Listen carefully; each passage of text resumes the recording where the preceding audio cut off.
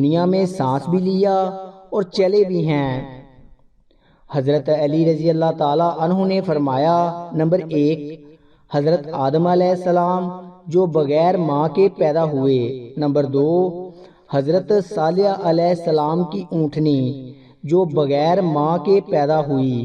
اور نمبر 3 حضرت موسیٰ علیہ السلام کا عصا مبارک۔ اور نمبر 4 حضرت اسماعیل علیہ السلام کی قربانی کے وقت جنت سے آنے والا دمبا بغیر ماں کے پیدا ہوا۔ اللہ تعالیٰ کے خوف سے گرنے والا آنسو بے شک چھوٹا ہی کیوں نہ ہو، لیکن اس میں اتنی طاقت ہوتی ہے کہ وہ سمندر کے برابر گناہ مٹا دیتا ہے۔ نیکوں کی صحبت اختیار کرو، نیک بن جاؤ گے۔ بروں کی صحبت سے پرہیز کرو، بدی سے دور ہو جاؤ گے۔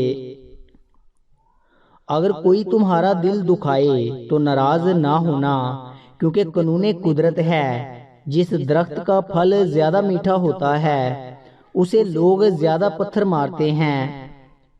جہاں سچائی اور خلوص نظر آئے وہاں دوستی کا ہاتھ بڑھاؤ، ورنہ تمہاری تنہائی بہترین ساتھی ہے۔ ہر انسان کی عزت اور اس سے محبت کرو، کیونکہ ہر انسان کے اندر اللہ تعالیٰ کی کوئی نہ کوئی صفت ضرور موجود ہوتی ہے۔ عبادت ایسی کرو جس سے تمہاری روح کو مزہ آئے، کیونکہ جو عبادت دنیا میں مزہ نہ دے وہ آخرت میں کیا جزا دے گی۔ یہ نہ سوچو کہ اللہ تعالیٰ دعا فوراً قبول کیوں نہیں کرتا، بلکہ یہ شکر کرو کہ اللہ تعالیٰ ہمارے گناہوں کی سزا فوراً کیوں نہیں دیتا۔ 4 باتیں علم کا نچوڑ ہیں۔ نمبر 1 اللہ تعالیٰ کی اتنی عبادت کرو جتنی تمہیں اللہ تعالیٰ کی ضرورت ہے۔ نمبر 2 اللہ تعالیٰ کی نافرمانی اتنی کرو جتنا اللہ کے عذاب پر صبر کر سکتے ہو۔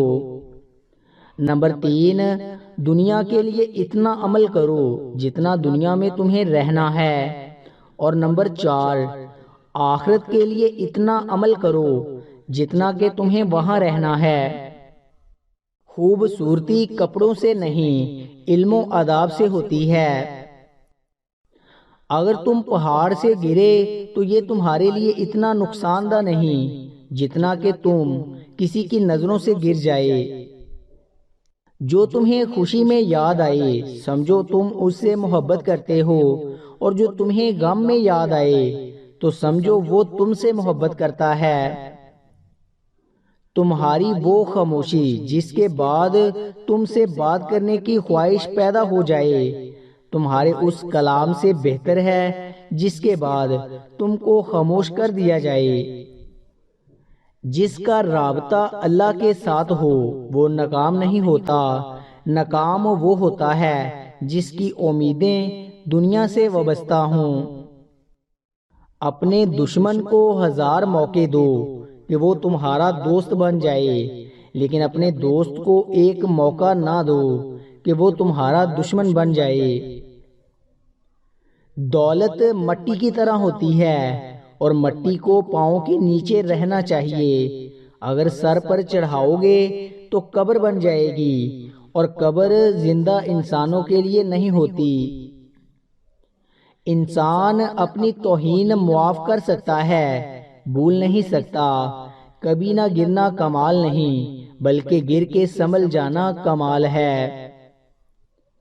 اگر ایک گالی تم غصے یا مذاق میں دیتے ہو تو اپنی قبر میں ایک بچھو پیدا کر لیتے ہو۔